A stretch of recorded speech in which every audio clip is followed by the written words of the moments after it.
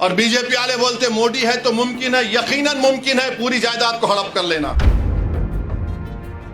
53,411 hectare जमीन वक्फ की है महाराष्ट्र में, जिसमें से औरंगाबाद में 4,099 हेक्टेयर है। तो ये पूरी जमीन नरेंद्र मोदी छीनना चाहते हैं।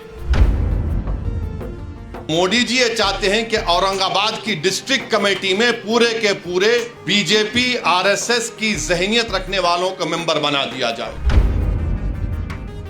उत्तर प्रदेश, ओडिशा, कर्नाटका, तमिलनाडु, तेलंगाना, आंध्रा, ओडिशा ये कहता है कि अगर वो हिंदू मजहब को छोड़ता है तो मेंबर नहीं रह सकता हो। अब यहां पर हमारे वक्फ बोर्ड में आप आकर कह रहे हैं कि गैर मुस्लिम भी सेंट्रल वक्फ बोर्ड में बन सकता है।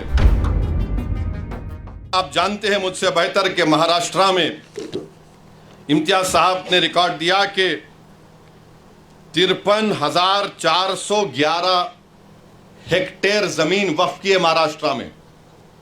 53,411 हेक्टेयर, जिसमें से औरंगाबाद में 4,099 हेक्टेयर है। तो ये पूरी जमीन नरेंद्र मोदी छीनना चाहते हैं, याद रखिए मेरी इस बात को।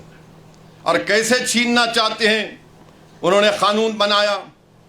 अब ये जो बिल पेश किया गया है, वो बिल में क्या लिखा गया कि सेंट्रल वक्फ काउंसिल में पहले क्या था कि सिवाय वजीर को छोड़कर, मिनिस्टर को छोड़कर अगर कोई गैर मुस्लिम है तो वो चेयरमैन होते थे। उसमें बनते थे 3 मुस्लिम ऑर्गेनाइजेशन से, 4 जो बड़े मशहूर है मुल्क के member, 3 member of parliament, 1 Waqf board का मेंबर, 2 रिटायर्ड जज सुप्रीम कोर्ट का, हाई कोर्ट का, 1 वकील जो पूरा मशहूर हो, और 1 मुतवल्ली से, और 3 आलिम दीन होना चाहिए। अब हुकूमत ये कर दी है कि सिर्फ 2 मेंबर बनेंगे मुसलमानों के, पूरे के पूरे गैर मुस्लिम होंगे सेंट्रल वक्फ, बाकी सेंट्रल वक्फ काउंसिल में। फिर आप देखिए कि जो स्टेट वक्फ बोर्ड है उसमें कह दिया गया है कि स्टेट वक्फ बोर्ड में पहले इलेक्शन होता था मुतवल्ली कैटेगरी में, आपके एमएलए कैटेगरी में, एमपी कैटेगरी में, फिर हाई कोर्ट के वकलाओं, मुस्लिम वकलाओं का इलेक्शन होता था। उन सबको इलेक्शन को बर्खास्त कर दिया गया और नामजद करेगी, नॉमिनेट करेगी हुकूमत। यानी पहले पूरे मुसलमान होते थे, अब सिर्फ शायद 2 या 4 रहने वाले हैं। अब उसमें भी क्या बोल रहे हैं कि 1 मुतवल्ली, 2 आलिम दीन और 2 म्यूनसिपैलिटी या पंचायत के मेंबर को बीजेपी मेंबर बनाएगी। अब ये क्यों कर रहे हैं बताता हूं मैं आपको। स्टेट वक्फ बोर्ड में जब इलेक्शन खत्म हो जाएगा तो मोदी जी ये चाहते हैं कि औरंगाबाद की डिस्ट्रिक्ट कमेटी में पूरे के पूरे बीजेपी आरएसएस की जहनियत रखने वालों को मेंबर बना दिया जाए। क्योंकि जब स्टेट वक्फ बोर्ड में नॉमिनेट कर रहे तो यहां पर भी करेंगे। आप अंदाजा लगाइए कि ये आर्टिकल 14 के खिलाफ क्यों है। इसलिए है कि एक तो यह है कि जो आप कानून पढ़ेंगे काशी विश्वनाथ का, उत्तर प्रदेश में जो काशी विश्वनाथ का कानून है, उसमें साफ तौर पे कह दिया गया कि काशी विश्वनाथ में कोई भी गैर हिंदू मेंबर नहीं बन सकता।